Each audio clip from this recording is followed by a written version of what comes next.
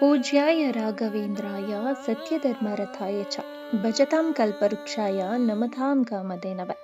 ಇವತ್ತು ರಾಯರ ವರ್ಧಂತಿ ಇದ್ದ ಕಾರಣ ಶ್ರೀ ಕಲ್ಪವೃಕ್ಷ ಶ್ರೀ ರಾಘವೇಂದ್ರ ಸ್ವಾಮಿ ಅವರ ಮಠಕ್ಕೆ ಹೋಗಿದ್ವಿ. ಅಲ್ಲಿ ರಾಯರ ದರ್ಶನಕ್ಕೆ ಬಂದಿರೋ ಭಕ್ತರು ತುಂಬಾನೇ ಶ್ರದ್ಧೆ ಭಕ್ತಿಯಿಂದ ರಾಯರನ್ನ ನೋಡಲು ಕಾಯ್ತಾ ಇದ್ರು.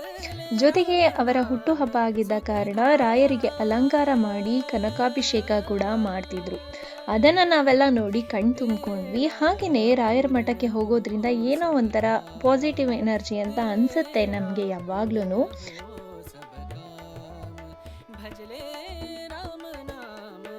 ಅದಾದ್ಮೇಲೆ ರಾಯರ ಅಕ್ಷತೆ ಸಿಕ್ತು, ಜೊತೆಗೆ ಪ್ರಸಾದ ಕೂಡ ಸಿಕ್ತು. ಇವತ್ತಿನ ದಿನ ತುಂಬಾನೇ ಚೆನ್ನಾಗಿತ್ತು.